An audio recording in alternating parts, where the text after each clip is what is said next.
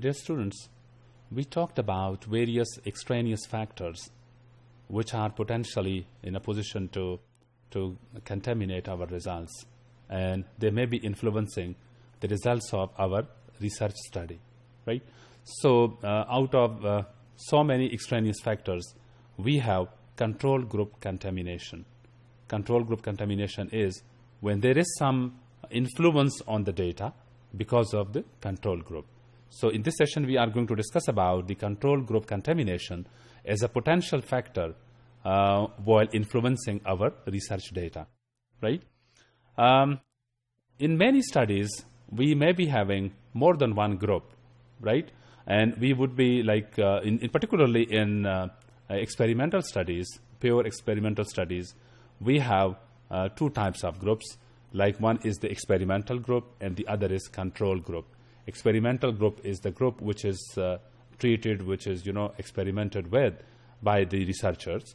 And control group is a group which is kept, separate, and it is treated differently without, the experiment which is going on with the experimental group, right? So this control group behaves sometime in different ways, and their behavior is influencing the data, right? So what are those possibilities? How they could contaminate the data? How could they influence the data? And our research is spoiled, right? So we must know as researchers that what are those possibilities when a control group is going to influence our data, right? So the possibilities are there that the control group is going to be influencing our data. This sense and awareness of control group, that there is another experimental group which is being treated differently, this approach is going to change their behavior, right? Because they are aware of the treatment given to the experimental group. So their behavior would be getting changed, and ultimately their behavior is going to spoil our data. So we must know that how we could avoid this extraneous factor. The possibility is that the control group contamination may be influencing our data in 4 possible ways, right? So the first way, the first possibility that how control group contamination may influence our data is called the control group rivalry, which is also called John Henry effect. John Henry effect is, or the control group rivalry is, when the control group is in rivalry with the experimental group, right? Since they are aware of the fact that they are the control group and there is another group which is experimental group. So naturally, they would be considering themselves as rivals to the experimental group. So this awareness or this, thinking about in competition with experimental group, they would be behaving differently. They would be trying to outdo the the experimental group, right? So when they are explicitly labeled as control group, and they know that they are the part of the study, but they are treated differently, so they are going to be potentially falling to this possibility of control group rivalry or John Henry effect.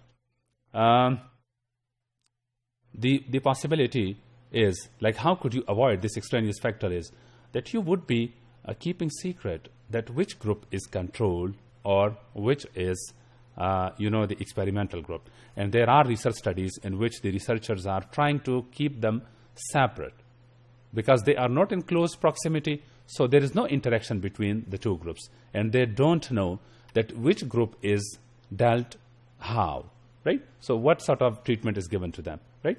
So that's one technique to avoid this control group rivalry.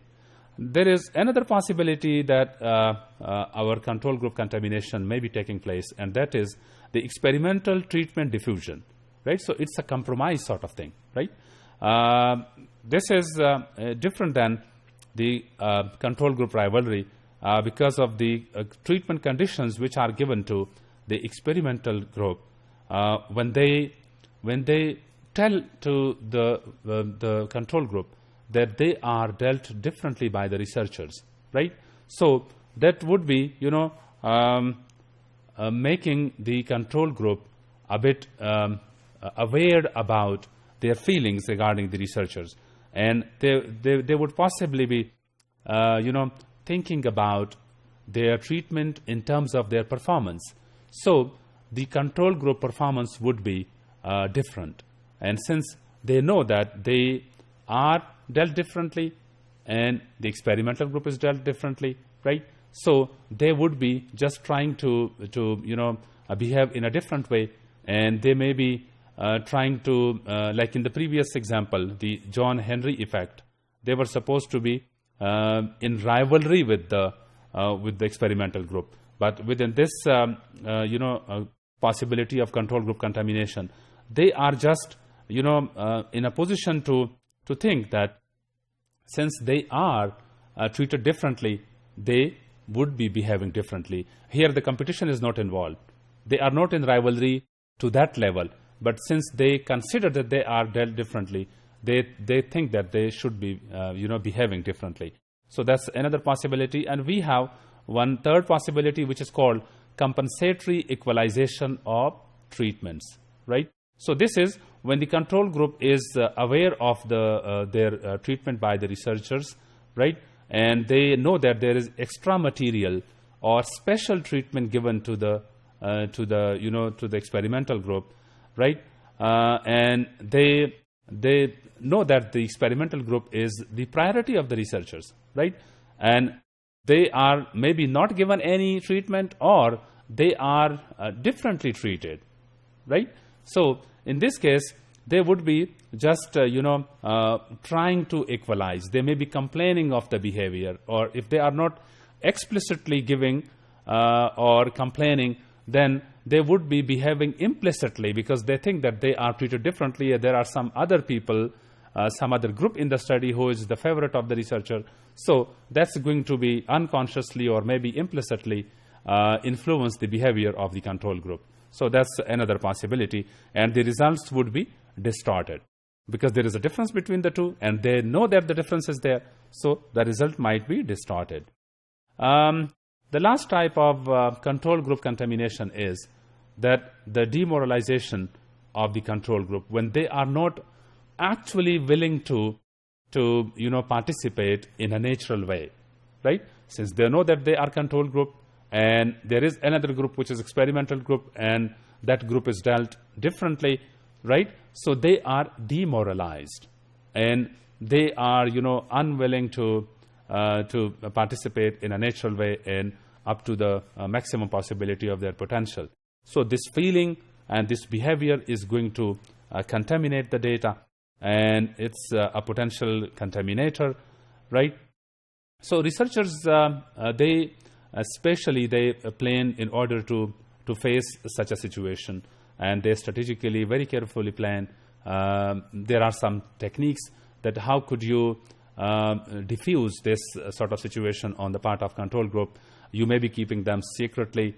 You may not be keeping both of the groups at one place so that there is no close proximity between the two groups, and they are not sharing with each other that how is the experimental group treated and how differently is the control group treated, right?